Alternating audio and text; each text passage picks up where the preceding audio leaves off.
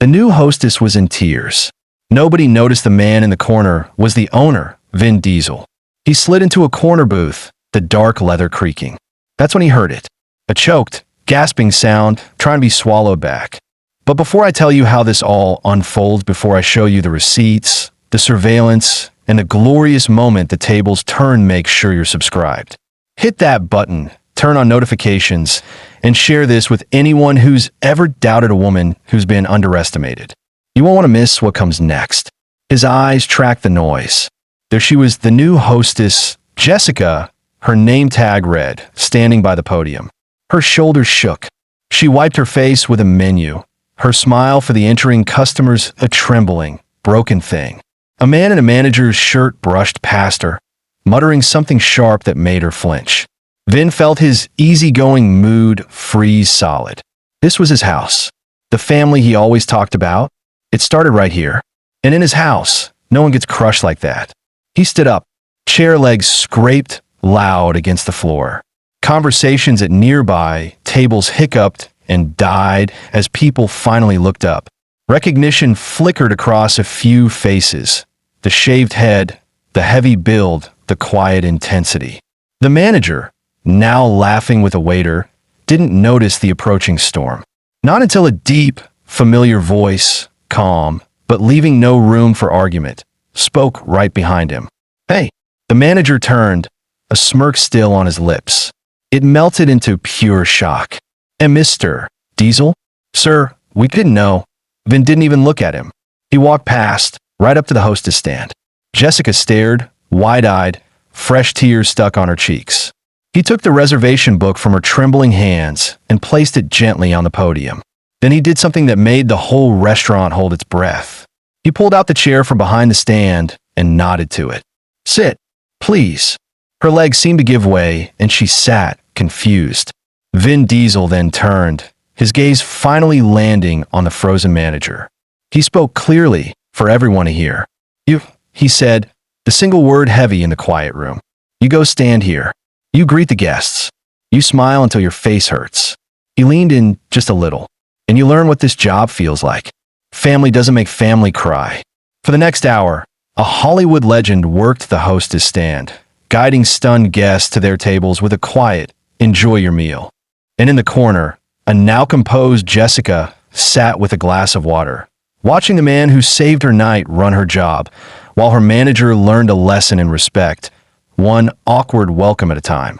No one in the restaurant knew how close Vin Diesel had come to walking out 5 minutes earlier. He hadn't planned to stop by that night. It was supposed to be a quiet evening. No spotlight, no attention, just a booth, a simple meal, and the comfort of a place that still felt like home. The restaurant wasn't flashy. No velvet ropes. No giant celebrity portraits on the wall. Just warm lights, solid wood tables, and staff who used to feel like family. Used to. Vin had built this place years ago with a simple rule etched into its foundation. Respect travels both ways. He'd said it on opening night, standing in front of cooks, servers, cleaners, and managers alike. No shouting. No power games. No humiliating anyone just because you could. Somewhere along the way, that rule had gotten lost. As Vin stood behind the hostess podium, he felt every pair of eyes in the room darting toward him and then quickly away. Forks hovered halfway to mouths. Conversations restarted in whispers. Phones buzzed under tables, discreet but frantic. "Is that really him? Don't stare. I think that's Vin Diesel." He ignored it all. He focused on the job. "Good evening," he said to the next couple walking in, his voice low and steady. "Reservation." The woman blinked, then laughed nervously. Yes. 4-2. Under Martinez." Vin flipped the book open with practiced ease. He didn't rush. He didn't fumble. He read every name like it mattered. "Right this way," he said, picking up 2 menus. As he led them through the dining room, he caught sight of the manager out of the corner of his eye. The man stood stiff behind the podium now, shoulders locked, face pale. His smile looked painful, like it had been glued on wrong. Every guest he greeted made him flinch, as if expecting another command to drop. Good, Vin thought. Let's sink in. At a corner table near the window, Jessica sat quietly. She held the glass of water with both hands, knuckles still pink. Her breathing had slowed, but her eyes followed Vin everywhere he moved, like she couldn't quite believe he was real. She'd only been working there 2 weeks. 2 weeks of learning table numbers, seating charts, reservation systems, and apparently how to swallow insults quietly. Vin returned to the stand and handed off menus to another group. As they walked away, he leaned slightly toward Jessica, keeping his voice low. "You okay?" She nodded too quickly, then shook her head, then nodded again. I'm fine," she said. Her voice cracked on the last word. Vin didn't correct her. He didn't push. He simply said, "Take your time." Across the room, the manager swallowed hard as a line of guests formed in front of him. For the first time all night, he was the one under pressure, the one being watched, the one expected to perform without slipping. And for the first time, he understood something he should have known all along. This job wasn't small, and neither was the damage done when respect was taken away. The night was only beginning. Ask for part 2 when you're ready. The line at the door kept growing. Friday nights always did that.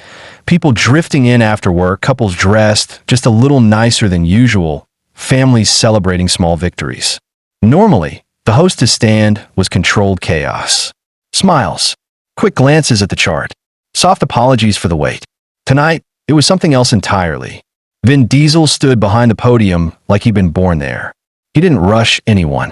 He didn't bark orders.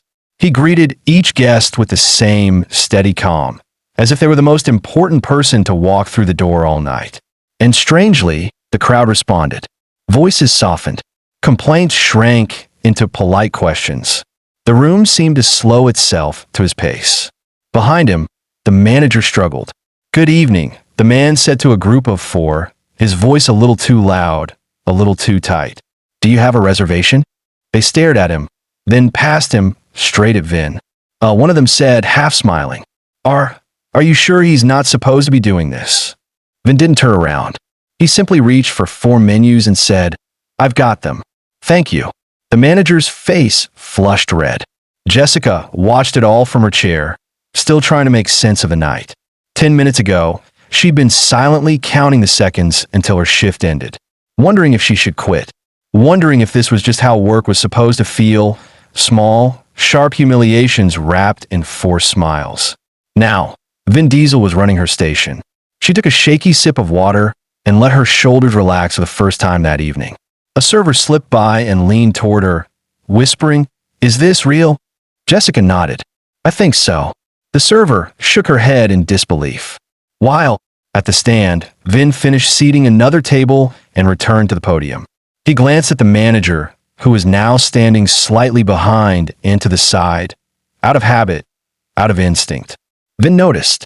"No," he said quietly. The manager stiffened. "Sir." "Front and center," Vin replied. "This is your post." Slowly, painfully aware of every watching eye, the manager stepped forward. Vin leaned against the podium, casually folding his arms. He wasn't glaring. He wasn't angry. That somehow made it worse. "Tell me," Vin said, not unkindly, "how long have you worked here?" 6 years, the manager said. His voice wavered. I started as a server." Vin nodded. "Then you remember what it's like." The manager opened his mouth. "Close it again." Vin gestured toward the dining room. "You remember the nerves, the pressure, the feeling that one mistake means you're done." Another group walked in. The manager turned automatically, greeting them too quickly, tripping over the words. Vin watched without stepping in. When the guests were finally seated, Vin spoke again. "That young woman," he said, nodding toward Jessica, "she didn't forget her job. She forgot she was allowed to be human." Jessica's throat tightened. The manager's shoulders sagged, just slightly. Across the room, people pretended not to listen. They failed. "You think leadership means being sharp," Vin continued. "Means cutting people down so they don't mess up. But all you really did was teach her to be afraid." Silence pressed in around them. Vin straightened and picked up the reservation book again. "Here's the thing," he said. "Fear doesn't make good service. Pride does. Respect does." He handed the book to the manager. "Try again." The manager took it with shaking hands. Jessica watched him inhale slowly, steadying himself. When the next guest arrived, he greeted them differently. Quieter, slower, almost careful. It wasn't perfect, but it was better. Vin stepped aside, giving the man space but not escape. He glanced toward Jessica once more. "You didn't do anything wrong," he said, just loud enough for her to hear. Her eyes burned, but this time she didn't hide it. For the first time since she'd put on the uniform, she felt seen. And for the first time that night, Vin Diesel smiled. Not for the guests, not for the room, but because something important had finally started to change. The lesson wasn't over. Not even close. The kitchen doors swung open with a sharp hiss of steam and clatter, and that was when Vin knew the ripple had reached the back of the house. It always did. Restaurants were living things. You could feel when something shifted. The cook started peeking out between orders. A dishwasher slowed just long enough to look toward the front. A server paused mid-step, tray balanced expertly, eyes wide. Word traveled faster than food. "The owner's here." No, not just the owner. Vin Diesel. And he's at the Hostess stand. Inside the kitchen, the head chef wiped his hands on his apron for the third time in a minute. He'd worked with Vin since the early days, back when the place had been nothing more than a dream and a lease signed with more hope than money. "He's not sitting," the chef muttered to a line cook. The line cook leaned to peek through the small window. "He's seating people." The chef closed his eyes. Someone messed up. Out front, the pressure kept building. The manager, Mark, his name tag finally visible, stood at the podium with the reservation book open. His hands weren't shaking as badly now, but the stiffness hadn't left his shoulders. Every guest felt like a test. Every greeting felt like it might break him open. Vin watched closely, not like a predator, like a teacher. A family of 5 walked in, kids tugging at their parents' hands, already restless. Mark cleared his throat. "Good evening. Welcome in." The words came out even. Controlled. "Reservation?" he asked. "No," the father said. "We were hoping to walk in." Mark glanced at the book, then at the dining room. Full, but not impossible. He hesitated, just for a second. Old habits tugged at him. The instinct to say no, to deflect the problem. Vin didn't say a word. Mark inhaled slowly. "There'll be about a 15-minute wait," he said, "but I can put your name down." The mother smiled. "That would be great." Mark wrote the name carefully. Vin nodded once. Jessica saw it. That small nod felt louder than applause. She shifted in her chair, fingers no longer clenched around the glass. Her heartbeat had finally settled into something normal. With the distance, she could replay the earlier moments clearly now. The sharp whisper from Mark, the way he'd leaned too close, the way his words had landed like stones. "Do you even know what you're doing? If you mess this up again, don't bother coming back." She believed him. Of course she had. Now she watched him struggle to be better, under the weight of the same eyes he'd once used to intimidate her. Vin turned toward her and lowered his voice. "How long you been in hospitality?" Jessica blinked. 3 years. Mostly cafes. This is my first real restaurant." He nodded. "Hard job." She let out a small, humorless laugh. "People think it's just smiling." Vin smiled back, faint but understanding. "Smiling's the armor, not the job." Across the room, a table burst into laughter. The normal sounds of dinner resumed. Cutlery clinking, glasses tapping, the low hum of conversation. But underneath it all was something electric, like everyone knew they were witnessing a moment they'd talk about later. At table 12, a man leaned toward his date and whispered, "That's Vin Diesel." She glanced discreetly toward the stand. "What's he doing?" "Fixing something," the man said. "You can tell." Vin stepped in to help seat another couple, this time letting Mark lead while he followed half a step behind. Mark gestured correctly. He explained the wait time without defensiveness. When a guest sighed in frustration, he didn't snap. He listened. It was awkward, uneven, but it was human. 30 minutes passed, then 40. Jessica stood up slowly, testing her legs. She expected them to shake. They didn't. Vin noticed. "You ready to jump back in?" She hesitated. "I don't want to. You're not in trouble," he said gently. "You never were." Mark turned, surprise flashing across his face as he saw Jessica standing beside Vin. Vin handed her the reservation book. "You take the next one." Her fingers wrapped around the cover. It felt heavier than before, but in a good way. The doors opened again. A couple stepped inside, laughing softly. Jessica straightened her shoulders. "Good evening," she said. Her voice didn't tremble. Then stepped back. Mark stepped back too. For the first time all night, Jessica was exactly where she belonged. As she seated the couple, Vin watched Mark closely. Not for mistakes, but for growth. Mark swallowed, then spoke. "Jessica, I owe you an apology." The words hung in the air between them. She turned slowly. "Okay. I was wrong," he said. "I shouldn't have spoken to you like that. Ever." The restaurant didn't go silent this time, but it felt like it leaned in. Jessica studied his face. Not the manager's face. The person underneath. "Thank you," she said finally. Vin exhaled quietly. That mattered. But he wasn't done. Not yet. Because fixing one moment was easy. Fixing a culture took more. And Vin Diesel had built this place to last. By the time the dinner rush hit its peak, the restaurant felt different. Not quieter. Not slower. Heavier. Every movement carried awareness now. Every voice carried intention. It was as if an invisible line had been drawn through the room, separating how things used to be from how they were going to be. Vin Diesel noticed everything. The way servers checked on tables without rushing. The way the bartender softened his tone when an order came back wrong. The way Mark, still stiff, still learning, paused before speaking, as if weighing his word for the first time in years. This was how change began. Not with speeches. With watching. Jessica worked the stand like she'd been there for months. Her hands moved confidently now, flipping pages, tracking tables, managing the growing wait list. When guests complained, she listened. When they joked, she smiled, this time a real one. Vin stood nearby, not hovering, just present. At one point, a young server named Eli rushed up, breathless. "We've got a problem at table 7. Mark started forward immediately, his old instincts kicking in. "What happened?" Eli hesitated, eyes flicking toward Vin. "They're upset about the wait time for their food." Mark's jaw tightened.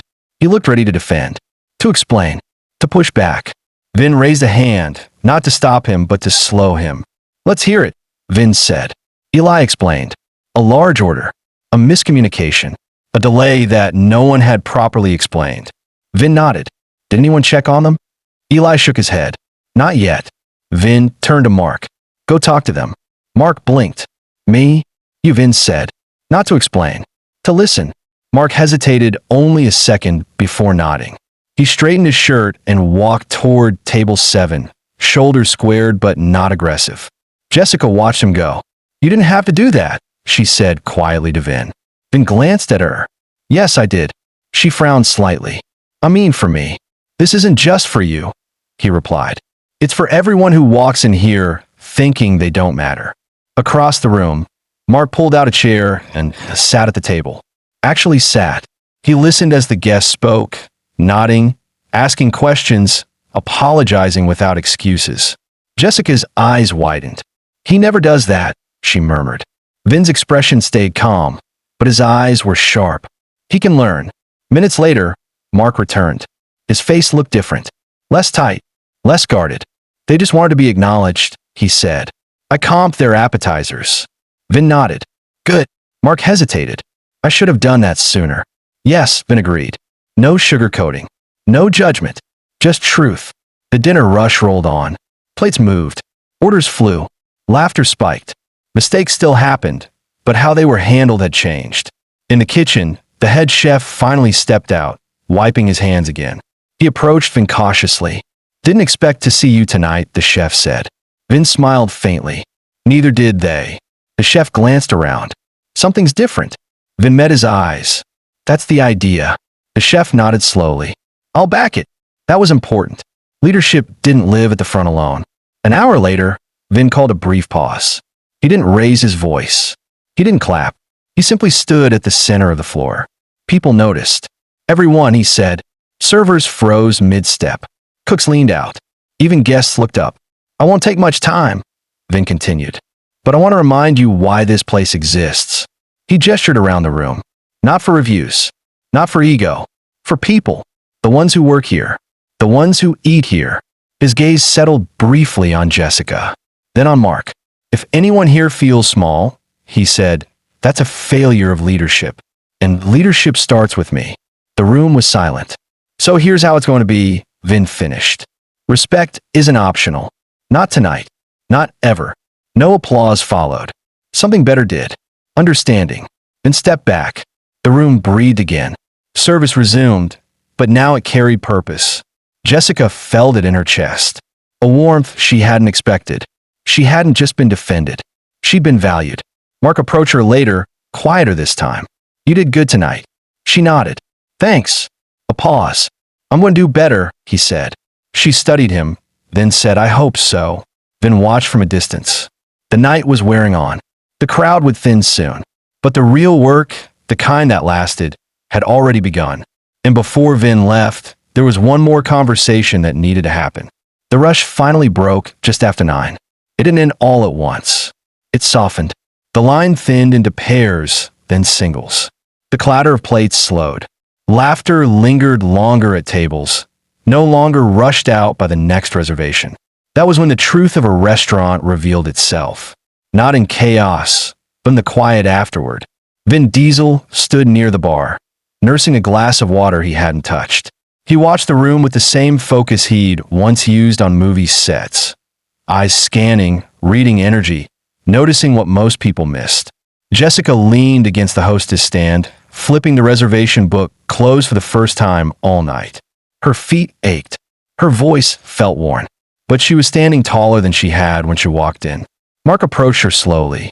Not like a boss, like someone asking permission to speak. Can we talk? He asked. Jessica glanced toward Vin instinctively, then met her eyes and gave a small nod. Your choice. She took a breath. Okay.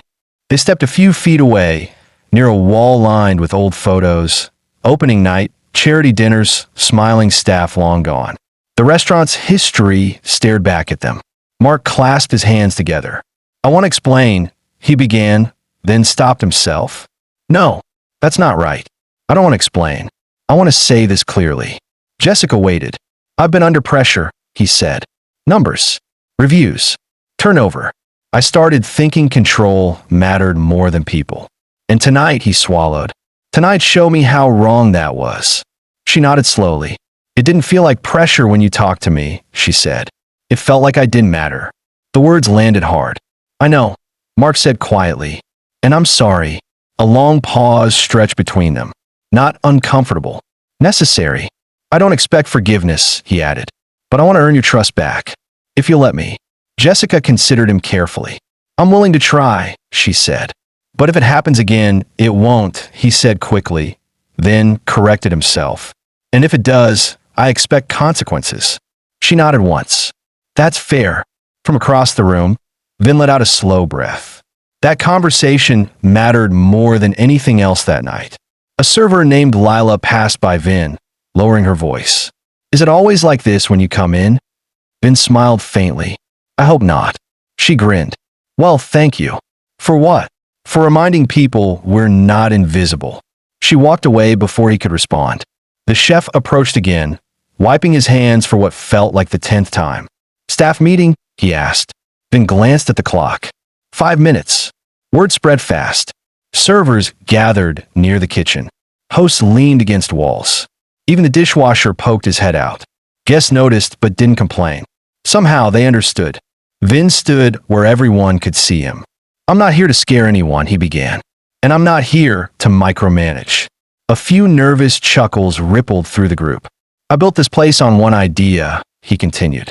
That you can run a tight operation without breaking people. You let that sink in. Everyone here matters. From a front door to the back sink. If something's wrong, you speak up. If someone's being disrespected, you stop it. His eyes moved briefly to Mark. Not accusing, just inclusive. That includes management, Vin said. Mark nodded firmly. This isn't about one bad moment, Vin finished. It's about what we do after it. The staff dispersed slowly, quieter than usual, but steadier. Jessica returned to the stand to finish her shift. As she hung up her jacket later, Vin approached. You did good tonight, he said. She smiled. I almost quit. I know. She blinked. Ow! He shrugged gently. I've seen that look before. She hesitated, then asked, why stay? Why not just fire him? Vin's gaze drifted toward the dining room. Because fear doesn't fix things. Accountability does. Jessica nodded, understanding something deeper now. As Vin prepared to leave, guests stopped him. Handshakes, quiet thank yous, wide-eyed disbelief. He accepted them politely, but his focus stayed on the staff. At the door, he turned back one last time. Mark stood straighter. The chef laughed with the server. Jessica smiled at a couple walking out, wishing them a good night. The house fell whole again. Vin stepped into the night, the door closing softly behind him. Inside, something lasting had been set in motion. And tomorrow, the real test would begin. The next morning arrived quietly. No cameras, no headlines, no dramatic music swelling in the background. Just sunlight slipping through the front windows of the restaurant and the low hum of the place waking up again. Jessica arrived 10 minutes early. She almost didn't recognize herself as she tied her apron.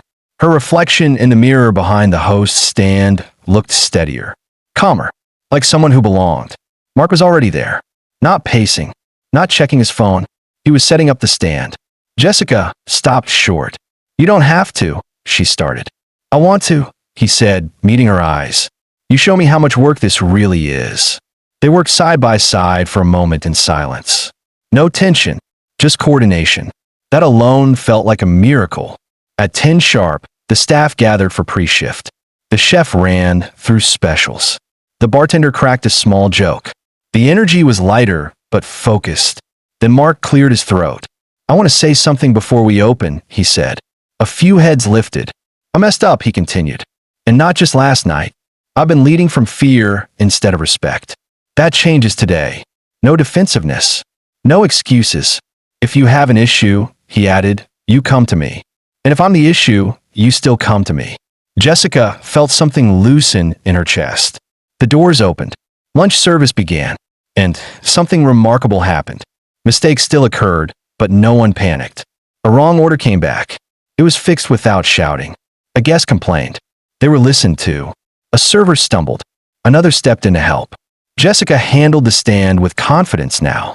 She anticipated problems before they formed. She communicated clearly. Guests smiled more. Tips went up. Halfway through the shift, a familiar figure paused outside the window. Vin Diesel didn't come in. He watched. From across the street, hands in his pockets, sunglasses on, unnoticed. He saw Jessica laugh with a guest. He saw Mark thank a server. He saw the chef step in calmly when things backed up. That was all he needed. Vin nodded once and walked away. Inside, no one knew he'd been there. But the effect lingered. Weeks passed. The restaurant's reviews shifted, not just praising food, but atmosphere. Staff turnover dropped. New hires stayed. Regulars returned more often. Jessica stopped counting down the minutes to clock out.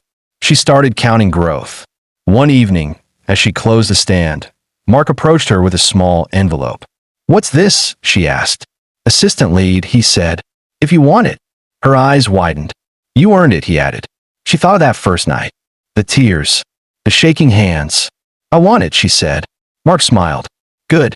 That night, the restaurant ran smoother than ever. And somewhere out there, Vin Diesel smiled too, knowing the place no longer needed him to step in. Because family had remembered how to take care of itself. Years later, Jessica would tell the story differently. Not about the celebrity, not about the shock, but about the moment everything changed. She'd say, "I learned that night that respect isn't loud.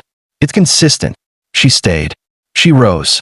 She eventually ran the front of house with the same calm strength she once watched from a chair by the window. And every time she trained a new hostess, nervous, hopeful, unsure, she told them one rule. No one gets crushed here. Some nights, guests still whispered about the legend. "Did you hear Vin Diesel once ran the hostess stand?" Jessica would smile and say nothing. Because the truth was bigger than that. The truth was this. One night, someone powerful chose kindness over silence. Accountability over anger. Teaching over punishment. And because of that, a young woman didn't quit. A leader didn't fail. And a restaurant didn't lose its soul. The door would close softly at the end of another successful night. Lights dimmed. Chairs stacked. Laughter faded into memory. And the lesson remained, steady, quiet, unbreakable. Family doesn't make family cry.